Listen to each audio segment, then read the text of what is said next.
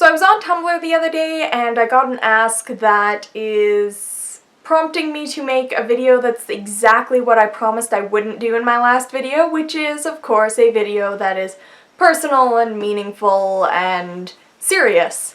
So let's just fucking jump right into it then. So this ask basically boiled down to, what is aromanticism and how can I tell if I am aromantic? And that is, in fact, just one word. It's not aromantic. It's one singular word that Google spell check wants to correct to aromatic. And it basically means that you do not feel romantic attraction towards other people. The issue with aromanticism is that it deals with romantic attraction, which is something that isn't honestly discussed in society at all. Most of us know about sexual attraction. Most of us know about heterosexual, bisexual, homosexual. You might know about pansexual, demisexual, asexual. And all of those do transfer into romantic attraction as well, but it's not something that people go out of their way to say.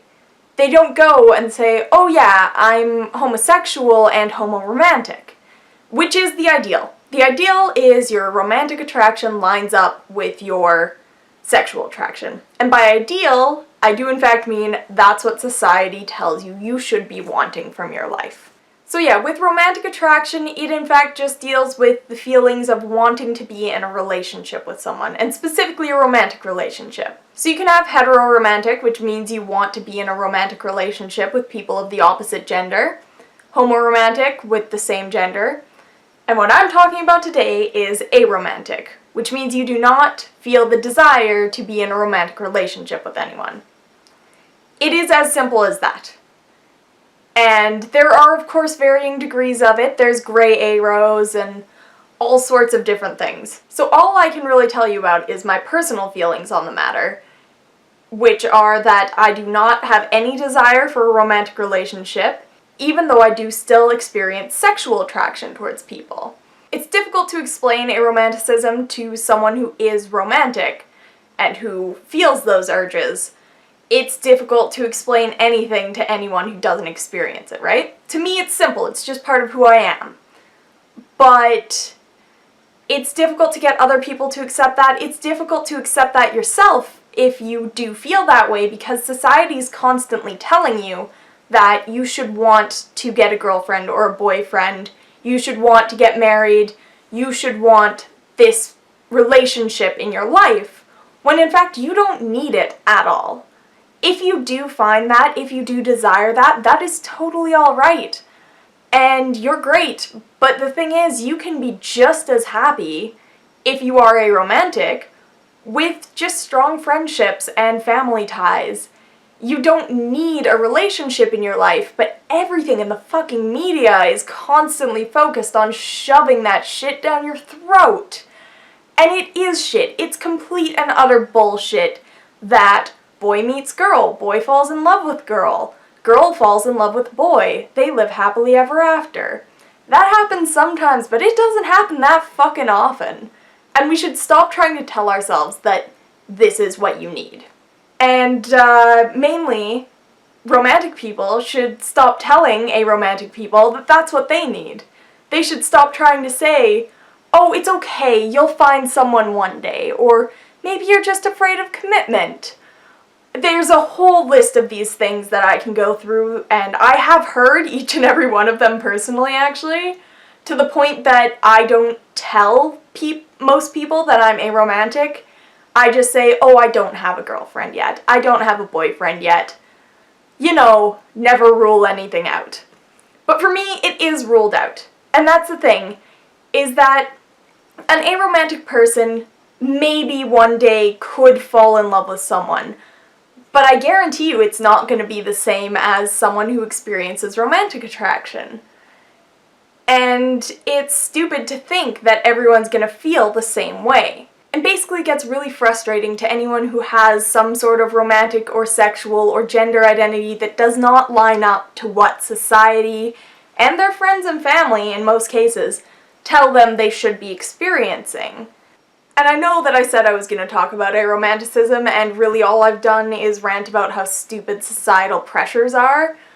But the thing is, aromantic is not a difficult concept to explain. It is the lack of romantic attraction towards someone. That should not be difficult for people to comprehend. It should have taken me 3 seconds to make this video. But the issue is that people, even after watching this, are still gonna go, well, I don't get it. What is it? And I can't explain it any more simply than that. So all I can hope is that people who still don't understand it will go, you know what, I don't get it, but you do what you want to do. Because that's how I feel towards people who are in relationships or who feel romantic attraction, is it's just sort of, alright, I don't see why you would want that in your life, but you know what, you want it, and I like you, so I'm going to encourage you to do what you want. Even if I don't like someone, as long as they're not hurting anyone, they should fucking do what they want.